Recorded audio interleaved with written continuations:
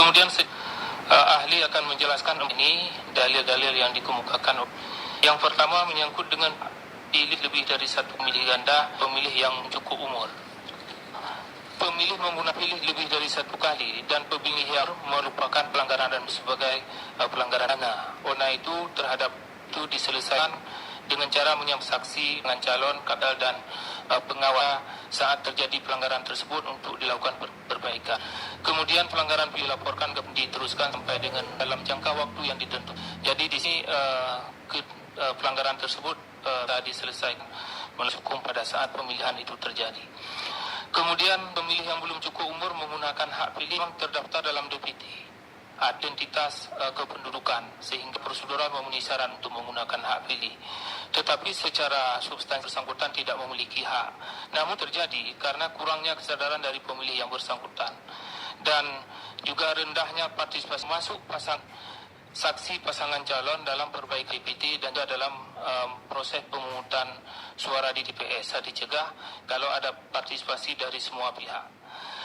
Kemudian proses pemungutan suara bersifat rahasia sehingga tidak diketahui apa yang dipilih oleh tersebut. Bukan bahwa pemilih ganda yang cukup umur tidak dapat menguntungkan dan siap kecuali memang ada penjelasan atau itu sendiri. Yang dengan demikian proses pemungutan suara ulang karena adanya pemilih ganda cukup umur menurut hemat atau itu tidak untuk dilakukan karena sudah melampaui dan sudah diberi ruang yang cukup pada saat diri sehingga tidak dapat dan tidak bukan dalam jangka waktu yang lebih lama lagi. Yang kedua, pemilih yang tidak terdaftar dalam daftar pemilih tetap menggunakan kartu keluarga. Ini sebagaimana kita ketahui bahwa diselenggarakan berdasarkan Undang Nomor 11 2006 atau UPA dan Kanun Aceh Nomor 12 Tahun 2016 tentang pemilihan gubernur dan wakil gubernur, bupati dan wakil bupati serta wali kota dan wakil wali kota. Dalam hal ini saya menyingkat dengan Kanun Pilkada. Dalam pasal 71 dan pasal 72 UU PA diatur tentang pemilih dan hak pilih. Ketentuan ini kemudian diatur lebih lanjut dalam Kanun Pilkada. Berdasarkan pasal 72 ayat 3 Kanun Pilkada, pemilih yang tidak terdaftar dalam DPT dapat menggunakan hak pilih dengan menyegah. Jadi Kanun Nomor 2016 memberikan ruang kepada pemilih terdaftar dalam DPT selain menggunakan KTP elektronik juga dapat menggunakan kartu keluarga. Kemudian ketentuan pasal 72 ayat 3 Kanun Pilkada tersebut juga sesuai atau konsisten dengan ketentuan pasal 68 ayat 2 UU PA yang menentukan bahwa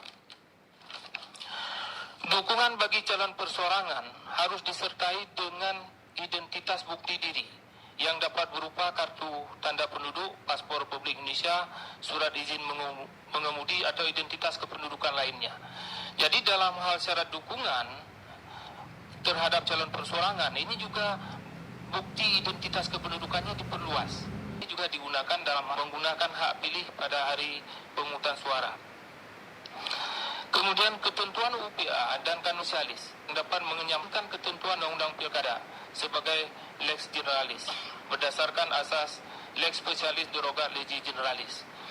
Kemudian kartu keluarga merupakan dokumen kependudukan dasar pembuatan KTP dan juga digunakan urusan pemerintahan dan oleh karena itu menurut pendapat ahli bahwa kartu keluarga itu memiliki kedudukan yang kuat. Menurut ahli itu memiliki kedudukan yang sama kuatnya seperti KTP.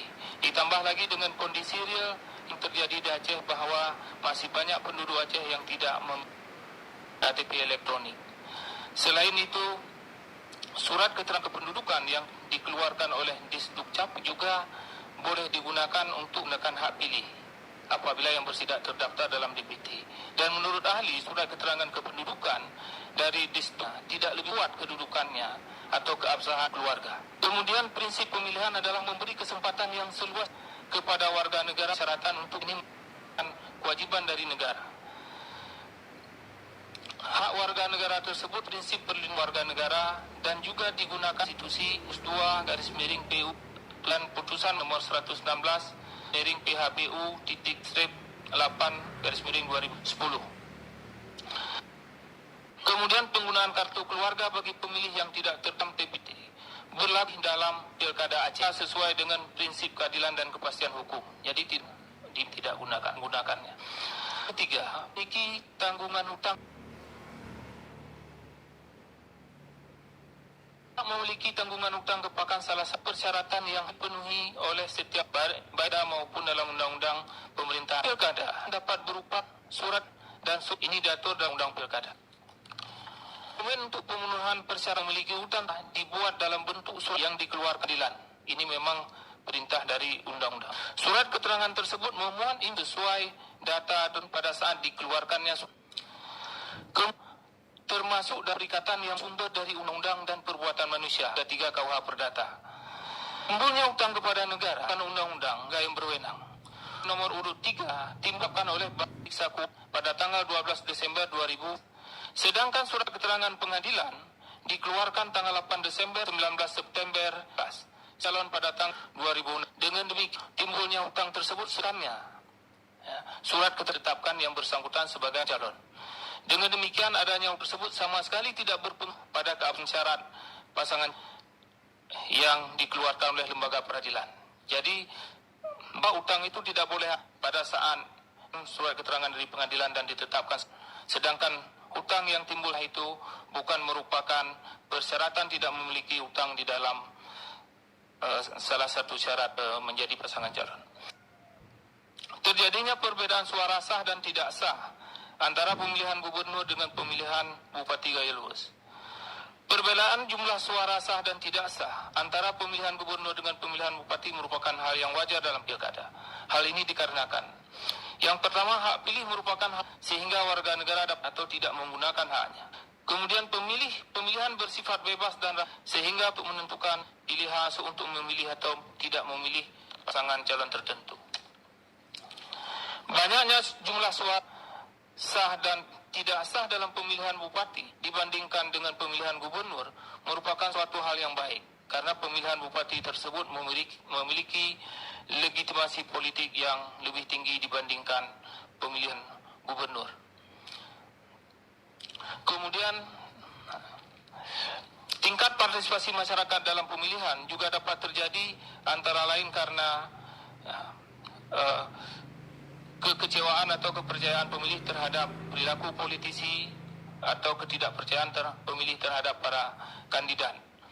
Dan yang terakhir bahwa secara normatif berapapun partisipasi pemilih dan jumlah perolehan suara dalam suatu pemilihan tidak berpengaruh pada legitimasi hukum keabsahan pilkada tersebut. Apalagi pilkada yang tentuan batas minimal seseorang dinyatakan sebagai pemenang dalam pilkada.